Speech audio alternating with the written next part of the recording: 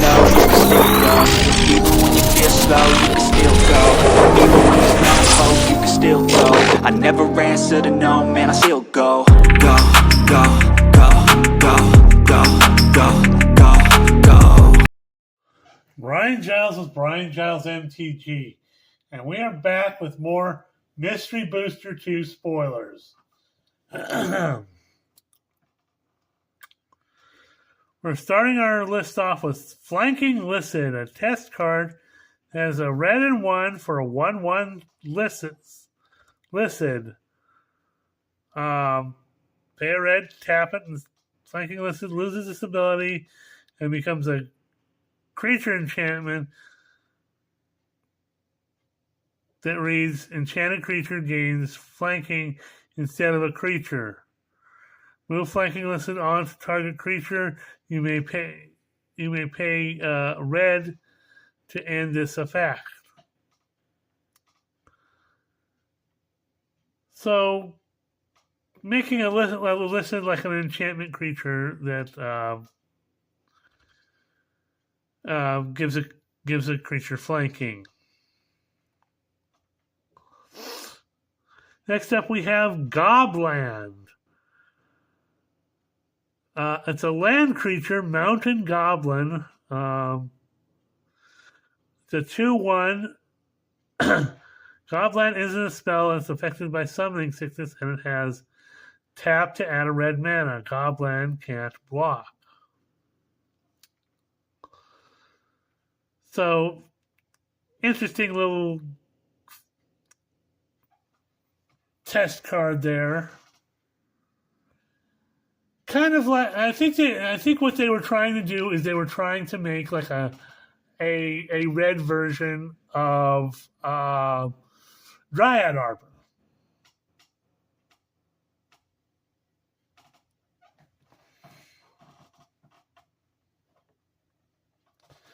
Which I wouldn't be opposed to. It's not overly powered, and it seems playable.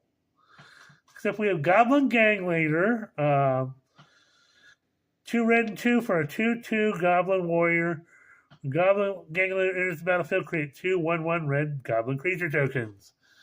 And because we've got more goblins, we have Goblin Scout, a red mana for a 2/2.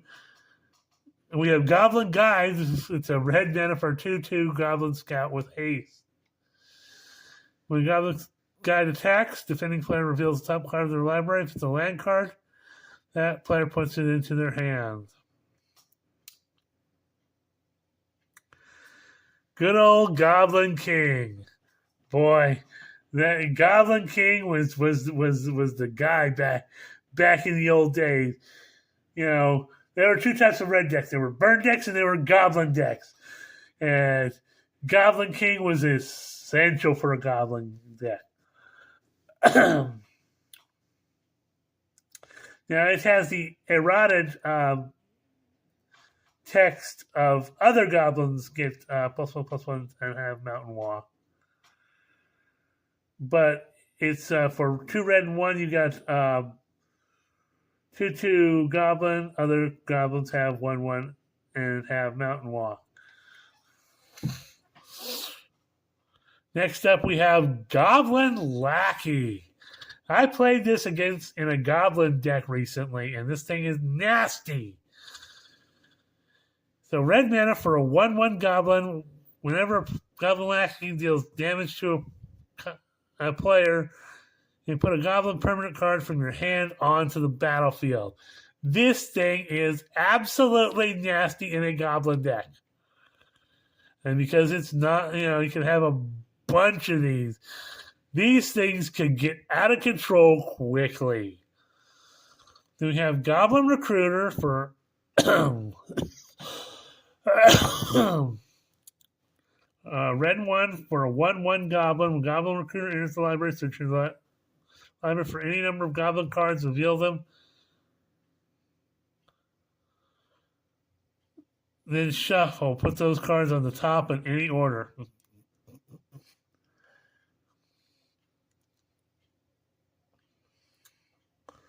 Then we have Goblin Settler. a red and 3 for a 1/1 goblin. The goblin center enters the battlefield, destroy target land.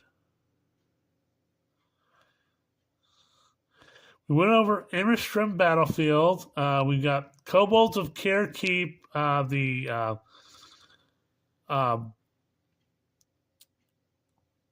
this is the token card. 0/1 Kobold. Maddening Hex. 2 red and 1 for an enchantment or a curse. Enchant player. Whenever an enchanted player casts a non-creature spell, roll a d6. Maddening Hex deals damage to that player equal to the result. And then attach Maddening Hex to another one of your opponents chosen at random.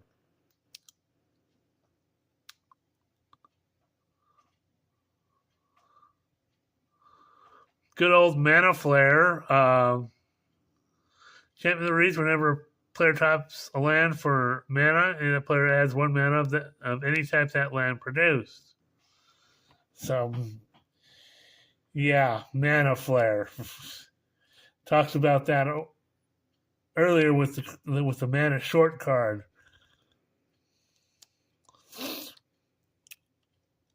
And then we have Nolothny Dragon. 2 red and 2 for a 1/1 dragon with flying and banding. Pay a red. Nolothny Dragon gets +1/+0 to the end of turn. If its ability has been activated 4 or more times this turn, sacrifice Nolothny Dragon at the beginning of the next end step. Yeah, banding is an interesting thing. You look that up. Because I'm not going to explain it. It's too crazy to explain. You'll have to look up that particular term.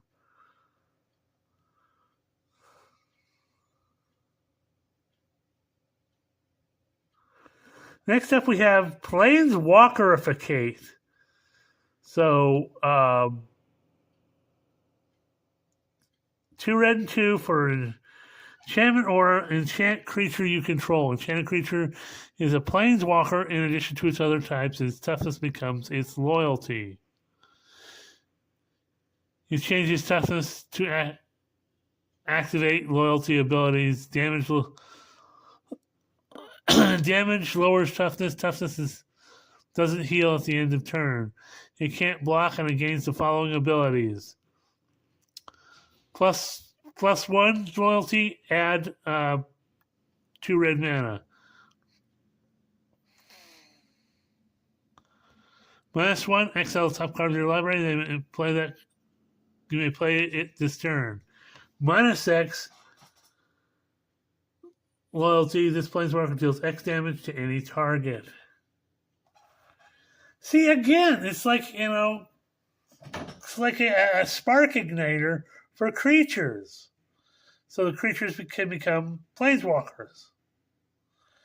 And that could be absolutely, especially if you're playing with big booty creatures that have high toughness.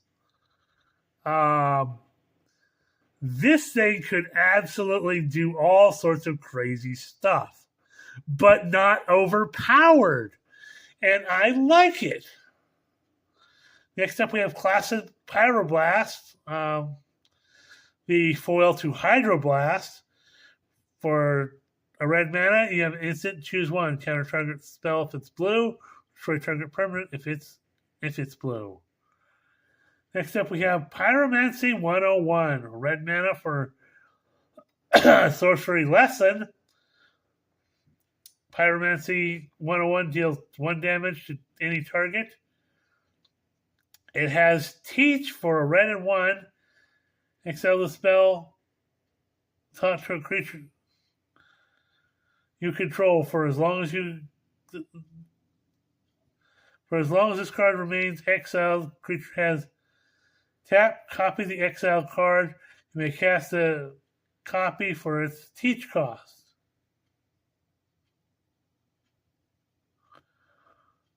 Interesting. And again, Not overpowered, but very. If you wanted to, I think we covered this in a previous video, but if you wanted to stick this in a lesson-based deck or some sort of deck that, if you want to do some sort of return to Strixhaven type thing,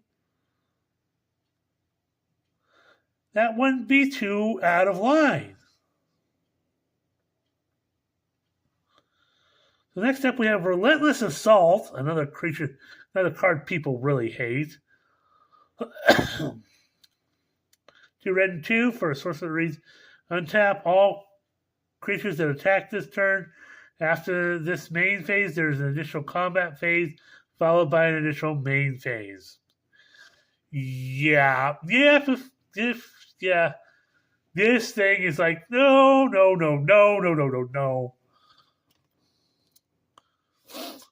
Then we have Rite of Flame.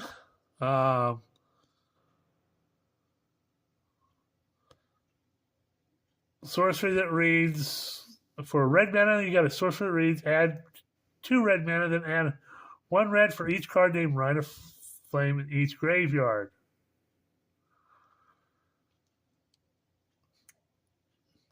So, kind of a red ramp.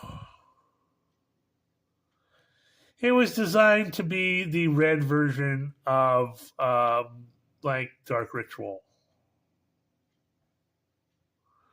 Then we have Ruination. The red and 3 for sorcerer reads, destroy all non-basic lands. This in a commander game can really messes with people. Then we have Sarkhan Fireblood.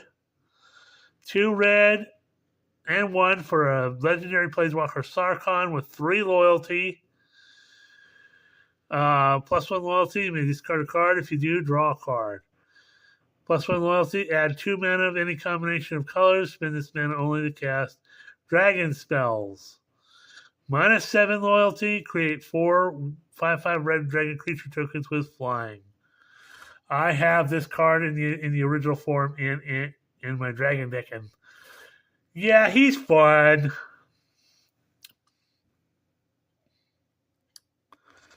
We have Simian Spirit Guide, so a red and 2 for 2/2 Ape Spirit. Exile Simian Spirit Guide from your hand to add a red mana.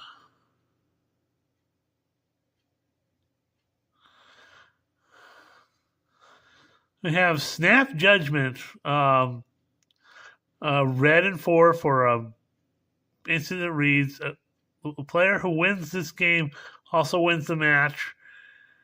A player may concede the game at any time. If the game ends while the spell is on the stack, it never resolves. And you can cycle this for 1.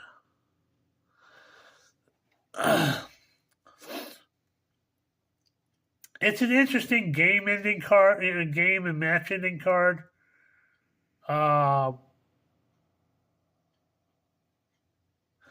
And allows for conceding.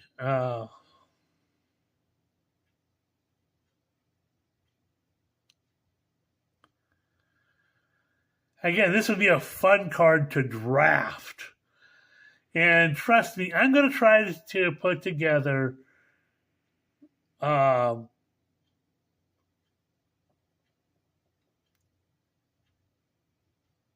draft stuff. I'm going to try to draft my box of Mystery Boosters too.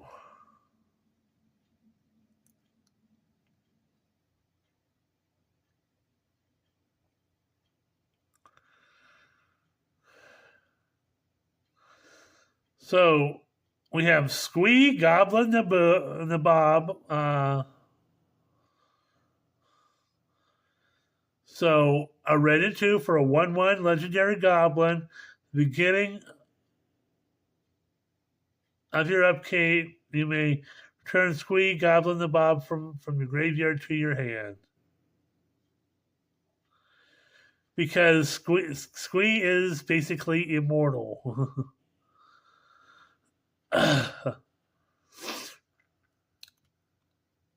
Throes of Chaos, a red and 3 for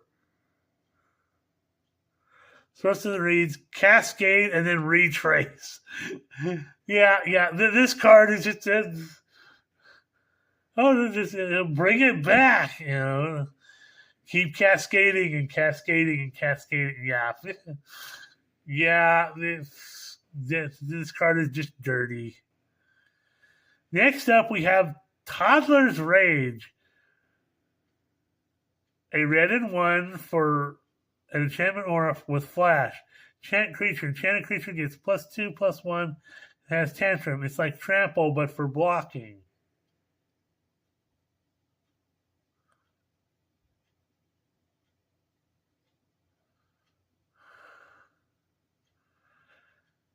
Yeah, this card was probably created as a fun, almost like a gag card, but you know what? It's not unplayable.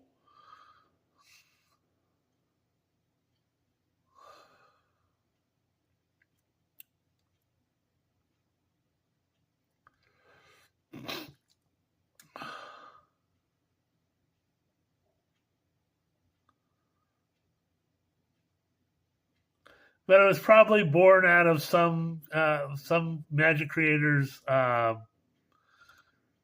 dealings with their own child and whatnot. Next up, we have another alchemy card in Torof's Disciple. A red and 2 for a 3/3 human warrior with haste. Whenever Torof's Disciple attacks, conjure 4 cards named Lightning Bolt into your library, then shuffle.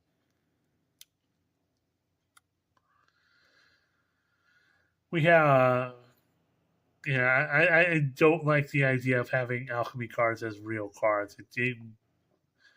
It's just wrong, especially with Oracle of the Alpha. It breaks the reserve list technically, but since they're not tournament legal cards, that's how they get around it.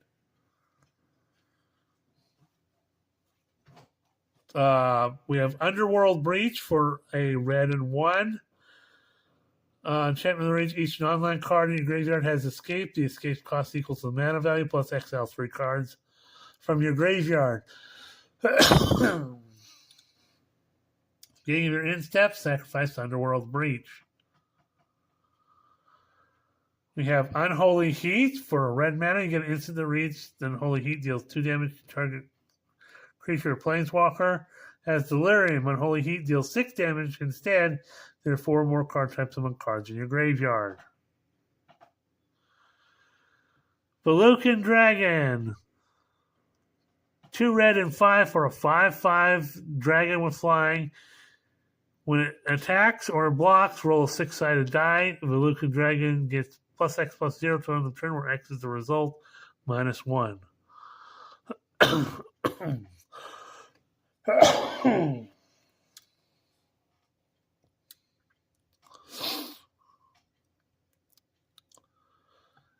Next up, we have Vuzzle's Spaceship.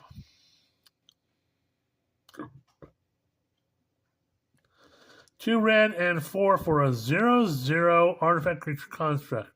Has Spaceship 6. Creature enters with 6 +1/+1 counters. If it would be dealt damage, remove that many +1/+1 counters instead. Its abilities are active as long as there are that many +1/+1 counters. It has thrusters if it has 6 counters, which means it has flying. It has lasers if it has 3 counters. Whenever Vuzzle Spaceship attacks, it deals 1 damage to any target.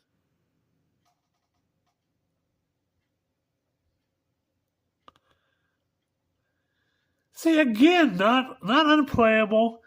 And we also know that there's going to be some sort of space opera set coming up in the next group of sets.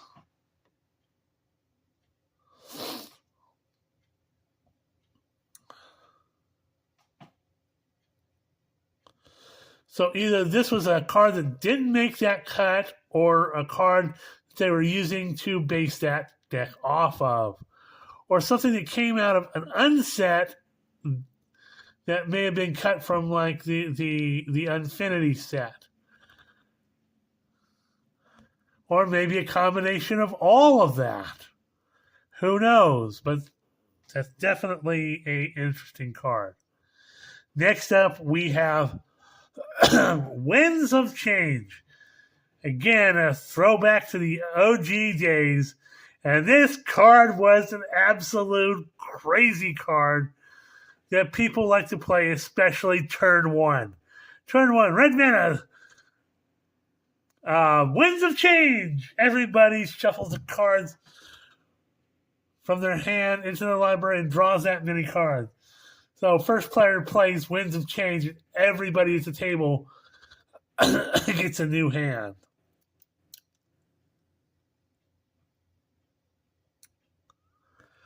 Then we have Wish, a red and 2 for a sorcerer raise. You may play a card of your own from outside the game this turn. We have Wormhole Warp, red and 2 for an instant reads, exile target creature an opponent controls. That player reveals cards from their sideboard at random until they reveal a non-land card. Then you cast that card without paying its mana cost. Again, this sounds like something that might have come out of that, that space opera set or Unfinity. Then we have Zone of Flame, 3 red and 4 for enchantment aura. It says enchant zone in battlefield, command, exile, and stack are shared zones. Each player has their own graveyard, hand, and library zones. Whenever one or more cards enter or leave the enchanted zone, Zone of Flame deals 1 damage to each opponent. Tokens aren't cards.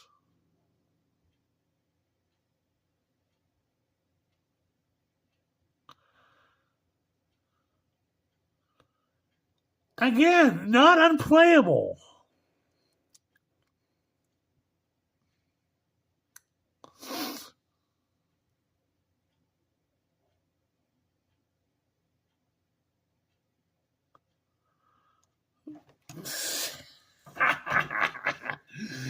Okay, we're going to start off with Ancient Stirrings. So green mana for a sorcerer raise up to the top 5 cards of your library. Reveal a colorless card from among them, put it into your hand. Put the rest on the bottom of your library in random in any order.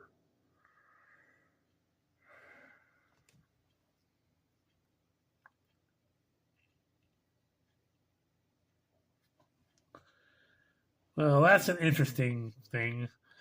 Basking Root Walla, green mana for a 1/1 lizard with pay a green and 1.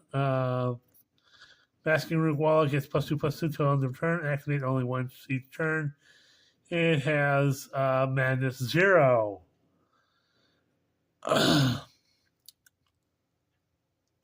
So, again, another Root Walla card. Next up, we have Built Bear, which I assume is kind of a joke card on the Build-A-Bear workshop.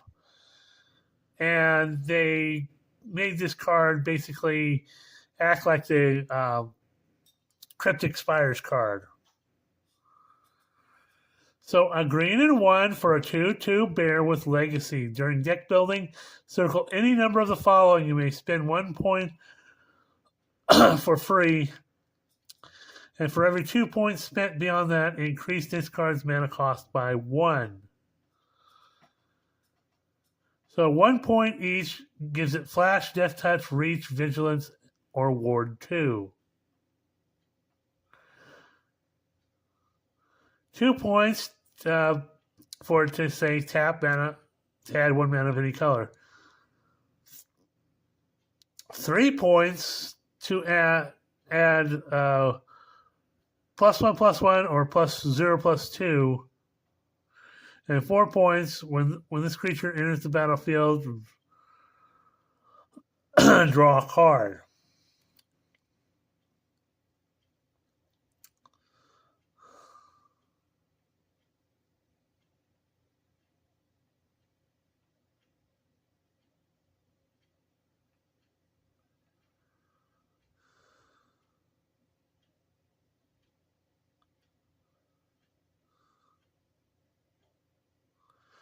Interesting.